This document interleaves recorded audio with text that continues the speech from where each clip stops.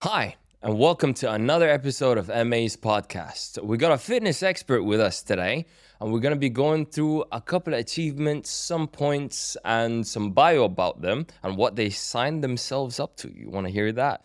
Please welcome to the studio, Jade Palmer. Welcome, Jade. Thank you so much. Glad to have you. Thank you for having me. So yeah, you want to tell the listeners or the viewers a little bit more about yourself. Okay, so my name's Jade Palmer. If you follow me on IG, that was what I go by. From New Zealand, been in the UAE for almost 10 years now, in the fitness industry actually. So I'm a Nike master trainer and also a trainer at Barry's.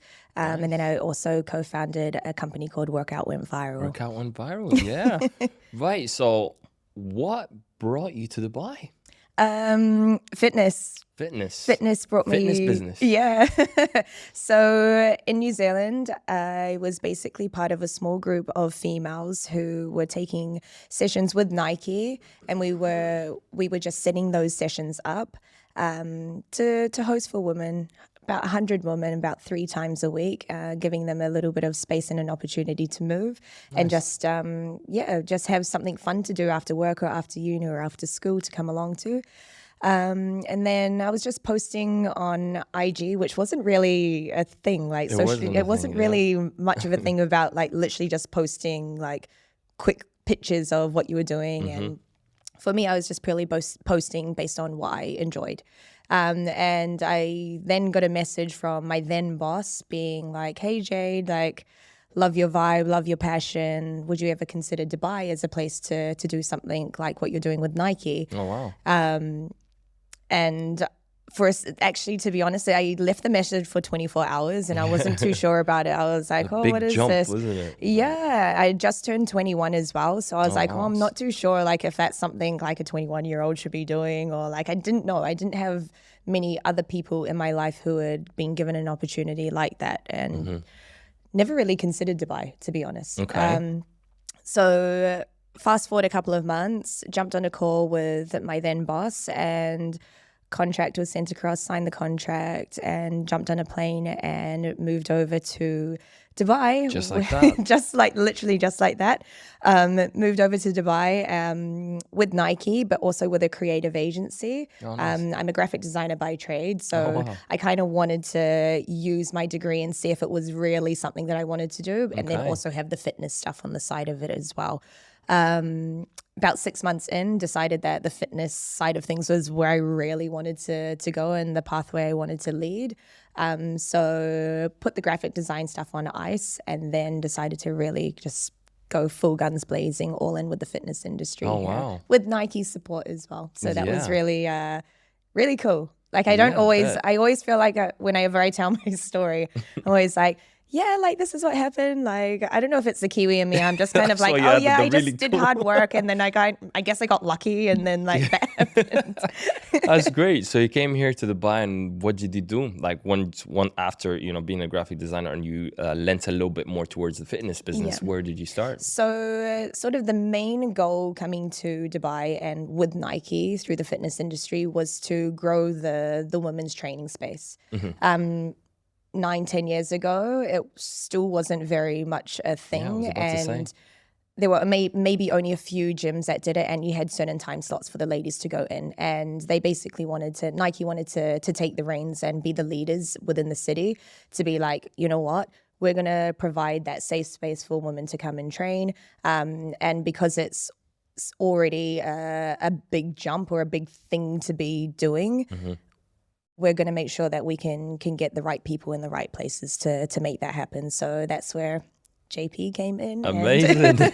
And just really tried to, for me, it was initially just understanding the cultural norms, and then also going, okay, like how can we make this really fun for the ladies coming in? So we started with like a space that was like yay big, and then it basically grew that training club over the first couple of years to be in bigger studios and having more time slots on the schedule, which was really, really awesome. And I'm very grateful for that time, because even my first time moving away from home and, you know, having such big responsibility, it was one of those things where I was like, do you know what? Like, I'm really going to try and understand more and more about this space in particular, but then how we can go beyond just doing these weekly sessions. Maybe we can move towards bigger events for the ladies as well. So it was really nice to see sort of where it had gone to, where we had got it to, and now teaching at Barry's, teaching the women's only classes. I don't know if I should say this, but they're probably some of my favorite classes to teach. But just seeing like the progression of women in fitness and what that looks like outside of being an expat as well. So that was really the biggest thing that I enjoyed about that part of coming to Dubai and really trying to just like go all in and find out, okay, what is it about, you know, cultural norms, but also at the same time, like, how can I just be a provider of that space to come in and go, okay, ladies, this is your next 15 minutes. This is what's going to happen. Let's just have fun. Yeah. So you've seen a massive growth in the fitness industry, especially in the females aspect of it.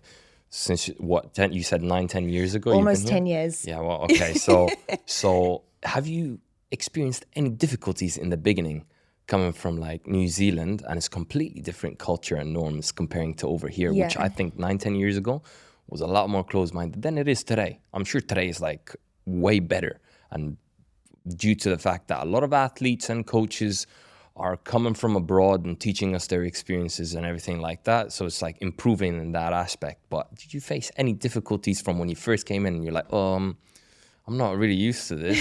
Most coaches that come over here tell me, well, I'm not really used to this and I don't know if I'm comfortable with it, but I'm going to keep doing my thing and I hope I'll get somewhere. And a lot of coaches do well from there. What about your experience in that aspect? Honestly, I wouldn't call it difficulties as such. I always took everything as like a lesson or a learning from every session that I would take.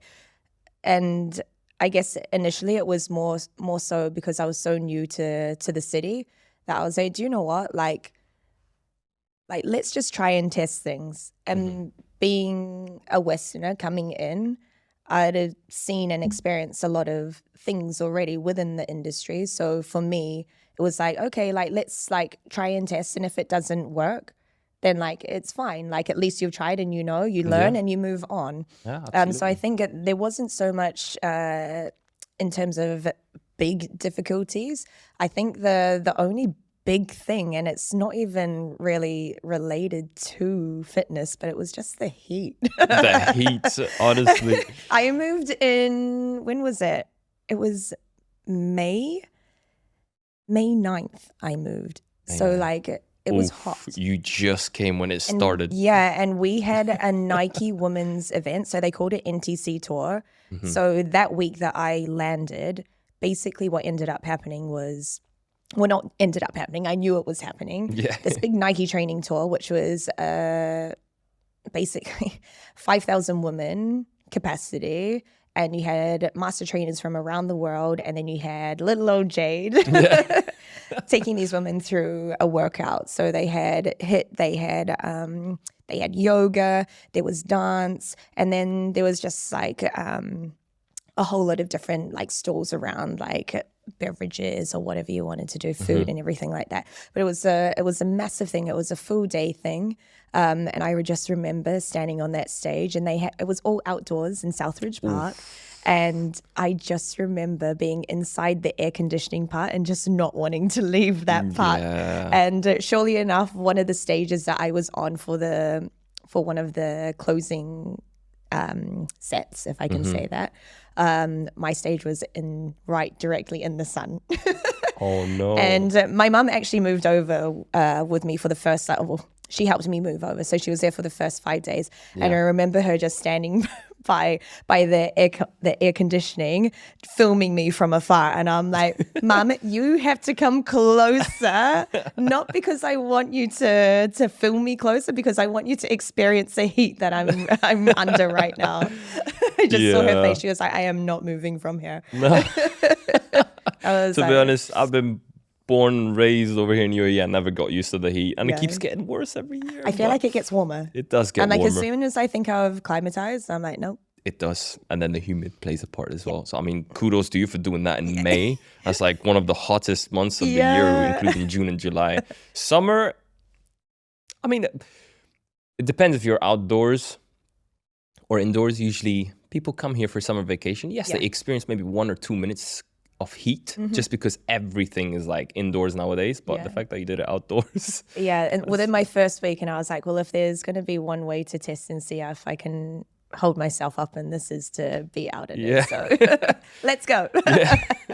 So about Nike, how did you get headhunted? What were you doing in New Zealand that got you there? Would you please explain? Yeah, so the Nike thing came about when, so I was at uni and I basically decided to drop all of the sports that I had done during high school and like primary school and just focus on my studies. But I still needed some form of physical outlet. So in New Zealand, basically they have a run club and then they have the training club, and they would hold sessions over the week. So they'd have about 2 or 3 runs and 2 or 3 Nike training sessions, which just like then was just for females. So they were always focused on the female athlete. So I basically just started being just a participant, just being there, enjoying it. And then I guess the more I was going along, the more they were like, oh, okay, like this girl, like she keeps coming along, and like got to know the paces, got to know some of the coaches. And I guess a natural progression of just being around and enjoying just being part of a community was, they were like, oh, okay, like, do you want to be a pacer? Like, you've been around long enough, like jump on, like pop a Pacers tee on, and like we'll see how you go. Oi, oi. Yeah. So Pacers sort of started from that point. And then again, just being around the training club as well, they were like, oh, we want to kind of like find a group of girls that can sign people in and help us move yoga mats around and create the space for people to walk in and go, okay, like I'm signed up to the Nike training session, and then they'll come in and do their session. And they were like, oh, would love you to be part of that little like small group of girls to invite people in. And I was like, okay, fine, like cool. So it was kind of getting a little bit more involved from behind the scenes. And then eventually what happened was one of the master trainers, Kirsty Godso, shout out to my Kiwi girl. She was basically going on more of these Nike training tours, which were going around the world. So it was a global thing, and she was needed there a little bit more often. And they were like, okay, we're looking around. We need to find somebody to fill her shoes while she's gone. They're like, oh, Jade, like you've been around some time. You've done multiple sessions. You clearly like enjoy it. So maybe you might consider it. Have a think about it. And I was like, me, like introverted Jade jumping on stage on a mic telling people what to do.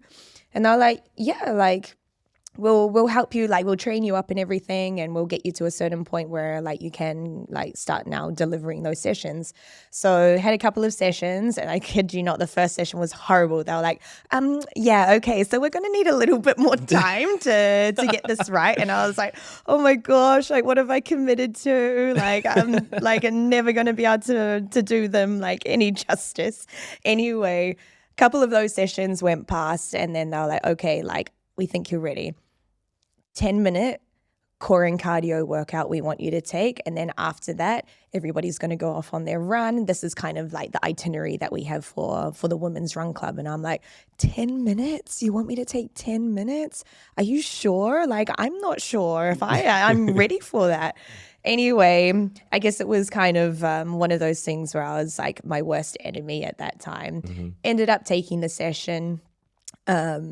And everybody like thoroughly enjoyed it. I was on like just a high from like, oh my goodness, I did it. I proved to myself that I could do it. And then basically from there, that's what got me noticed. And then my then boss, Tom Wolf, got me, we jumped onto, he sent me a message. He was like, just letting you know, it's not an old guy trying to like pry on a girl. But like this is legit. And so she just said that. So maybe my parents are like, I think you should actually like, you know, answer the message, and basically answered the message. And then within a couple of days was on a Skype call at the time, Skype call. And then got a contract sent through, and then basically flew me over to Dubai. And then, here I am now. I guess Here it's just you kind of been are. a snowball effect ever since. Amazing. So you said you were a pacer in the beginning. Yes. So what did you pace exactly? So at the Nike Run Clubs, you'd always have a couple of different pace groups. So basically at the run clubs, the whole idea is just it's for anybody and everybody. So whether it's your first time running or whether you're an everyday athlete, you'd have pacer groups throughout. So I basically ended up starting around, I don't even know. I'll probably the slower group. I wanna assume. Don't want to toot my own horn, but let's, for argument's sake, say I was maybe on like between a 6 and a 7 minute K pace, and you'd have, depending on the run. So we'd have a long run which was later in the week, and then early in the week you'd have sort of a mixture between short and middle distance. So short being like 5K, and then you'd have people who do like upwards of 8 to like 10. Which is what we considered middle pace, middle distance then. And then later in the week, then we'd end up having a longer run to go through. And I was actually going to tap into that a little bit more. So usually in training programs, especially for running, there is usually tempo runs, which is like maybe I would say between 30 to 50-minute tempo runs, depending on your level. And then you always got to have a long run, which is aerobic, mostly zone 2. They're the boring ones, but it has to be done. And then you get a mixture of both throughout the week just to keep the legs moving a little bit. Why do you put those 3 in 1 week? What's the benefit of each? So if I take a look at the long run, the runs that kind of you're like, I have to be at like a zone 1 or zone 2 and just like moving for like an hour or however long, however many kilometers. Those are the ones that really actually help your shorter. So like your fartlek, your tempo runs, where like you're required to have more energy in reserve, and it teaches you to like build that endurance over a longer time. Like I've always really disliked, because hate is a strong word, but disliked those longer runs, but it taught me to go slower, but it meant that my endurance, I could go longer. And as soon as I got to like my tempo runs, then you're hitting those like full out. And I'm like bent over like, oh my goodness, like how dare you, Coach Joelle, put that in my program. But those are those are the sessions that make you stronger, but they're also the ones that give you a gauge on where you are. So it depends on the distances that you're training for or that you're running for. For me right now, time is not really the focus. It's more just speed, is not really the focus. It's more about just the longevity of how long you can stay on your feet and move. So for example, this week I have an hour endurance run, which is just to find a pace between 5:56 and 6:47 minute K pace, and just hold that for your hour. After that, I have 2 45-minute runs. Again, it's just to flush the legs out and see how you go. And then I also have a 50-kilometer run on Saturday. So like this week is somewhat slightly different to what a usual week would look like. But if you're building up to distances like that, those ultra distances, then you need to be taking a look at what happens around that as well, because you don't want to be showing up to that being like, oh my goodness, these legs already feel like lead. Yeah. That's fine to happen after the 50K. But anything is fine to happen after a 50K. But like, for me anyway, I've found that the long runs combined with having those tempo runs have been, if anything, complemented each other very, very well. Especially because for myself, I enjoy the speed work, and that's more my thing. Endurance running, or ultra running, I should say, is something very new to me. So having to pull my paces back and to really sit with myself or run with myself and be doing that at a zone 2, zone 1 is really tough. And but 80% it makes you mentally of your strong. training, that's right. And 80% of your training has to be in that zone 1, zone 2 kind of thing, Exactly. right? A lot of people go full blown out every single time thinking that, all right, I'm going to go and get that number. But it's probably the worst thing that you can be doing. It's the worst thing, especially if you're sort of getting into running or running competitively or trying to get certain distances at certain times.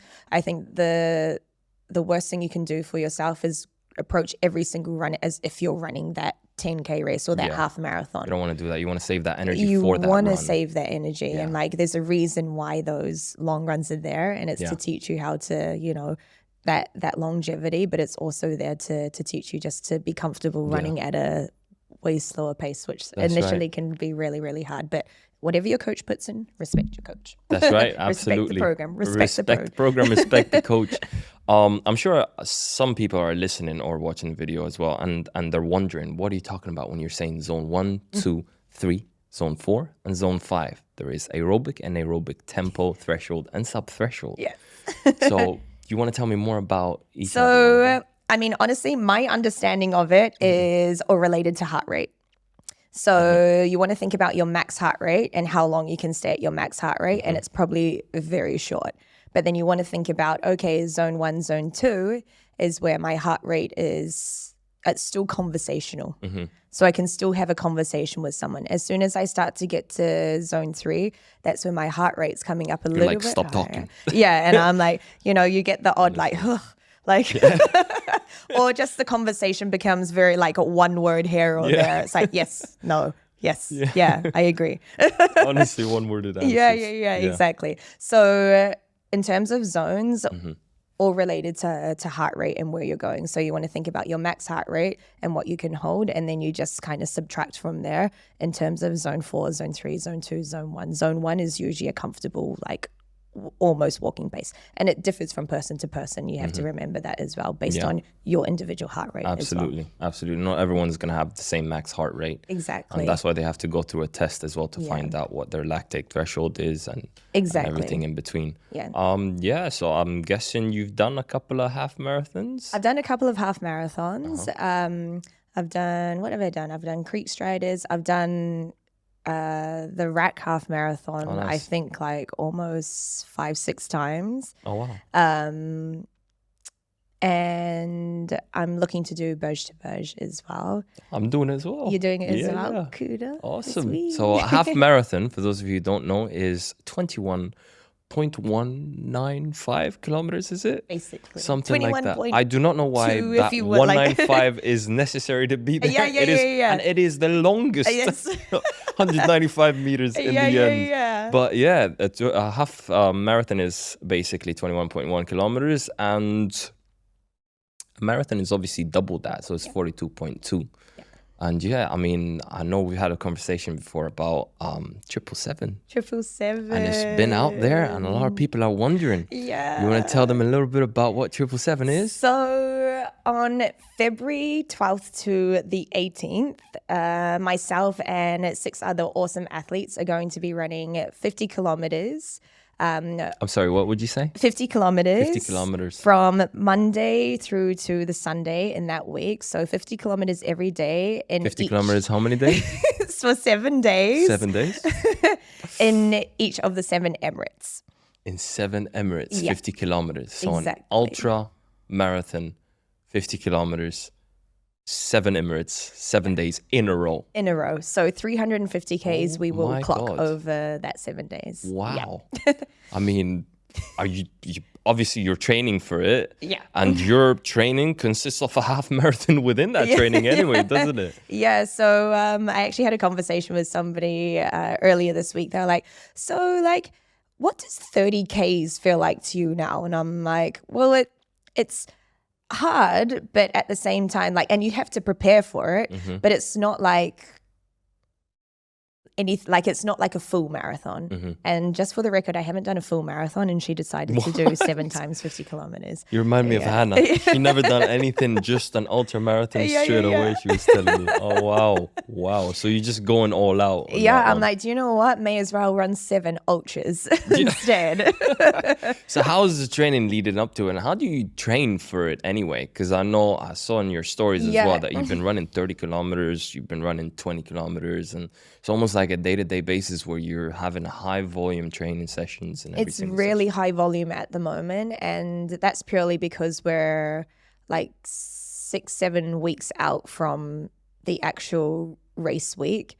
And initially when we did start the training, it was more finding like everybody's threshold. So Coach Joel set in place a program, and it was the same for everybody for that first month, just to see where everyone was in terms of from tempo runs to long runs to what else did we had? We had a lot of fartlek training, so like intervals, short, sharp stuff.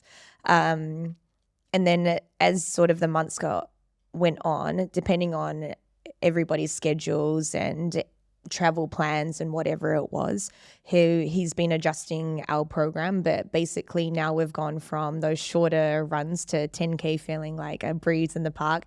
Now we're up to 30K plus. So this weekend in particular, all of us are getting together. We'll be in Al Qudra and we'll be doing our 50 kilometers. 50-kilometer run in Al Qudra. Yeah. What time are you guys starting? That's TBC, but I think it's going to be an early morning. It's always an early morning. And that's what it is. If you want to be a runner, if you want to cover that amount of distance, especially with ultra endurance athletes, you have to find the time. You can't just wake up and be like, okay, I'm going to go out there and do it because the sun's scorching hot. I mean, we're lucky now because it's winter, but you have to wake up either super early or do it after work. It's advised to start early in the morning just to get it done, because then your stress levels or cortisol levels is going to go way up when you're supposed to sleep during the evenings. And also you just probably don't want to be running into the night. No, you don't. Certainly not 50 kilometers. Not 50 kilometers anyway. And you've had a little background about like ultra endurance events. I think we've had a conversation regarding, what was it, 24 hours? Yes, so maybe I want to say this is like five years ago. I got asked if I wanted to run a 24-hour race, and it's a relay race. So you're in a team of 8. Yeah. And you've got 24 hours to cover the distance. And basically, one car goes off and they start their run and they go through all of their runners. And then they pass the baton across to the next car. And then those 4 go through their And that's a relay race. And it's a relay race. But you're doing your run, you're running your leg, then you're sitting in a car. And then you're waiting for the next leg to come around. So like you're running, you're getting hot and sweaty, and then you're sitting and then you're cold. And then it gets to a certain point, and depending on how fast your team is running, like you're running into the night overnight into the early morning. I remember one of my legs was at like 3 a.m. Wow. Had like the whole like headlamp on and everything. And this was in Amsterdam, and initially when we did start the race, was the one weekend where they had a heat wave. Oh, no. Thankfully for me, I had been training all through the summer for this race, so I was kind of ready and prepared for it. However, when it did get to the late night, early morning, when that cold chill started, that was when I was like, oh, my body is breaking down now. Both physically and just mentally, because you're tired. You've had maybe like an hour and a half sleep, and you've been sleeping upright. Literally. So that was a really interesting race, and that one was I got a running program from my friend who is also a Nike running coach, Lydia O'Donnell. Another Kiwi girl as well. And and she basically had sent me a program, was like, okay, you've got X amount of weeks to get the training in. Let's see how you go, and probably ran some of my best times in terms of distances. Over that 24 hours. Like the distances were shared across the whole 8 p.m. So was it a set amount of distance, or was it just 24-hour run? Initially, it was a set amount of distance, but because of the heat wave, it meant we had to compress a lot of the legs. So you had to run a little bit further within your time bracket that you had, just to avoid any heat exhaustion. So basically, I ended up running, I think over those almost 24 hours, we got it done in like 23 something hours. I ran like 45K over a duration, but never like in full. So this 777 stuff is going to be interesting. I think personally, I've done a couple of marathons. I think that is worse than just doing a marathon. You know what I mean? Because like you're sitting back down and you're like, I'm not done. I gotta go out in there and do it again. And the body seizes up.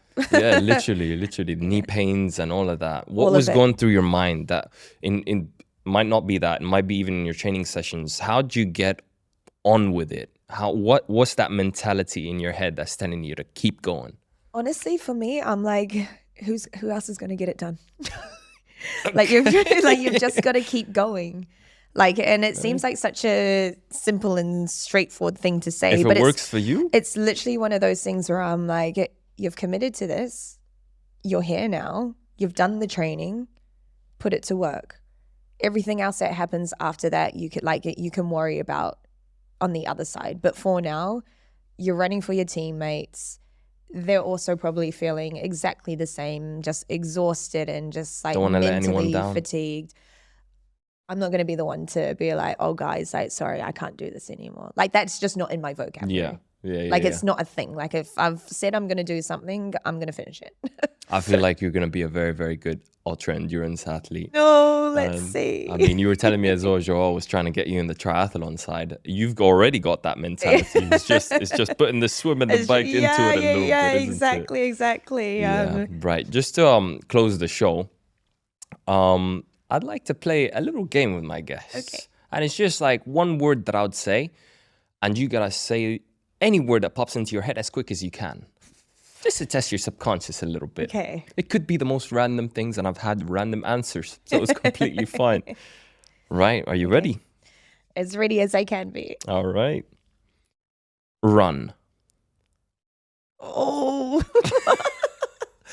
Anything. Okay, You could say door, something irrelevant to it. Well, the first thing that popped into my head was Just say it. was hustle. Hustle. Okay. Yeah. Okay. A little bit late, but we'll take that. Right. Are you ready?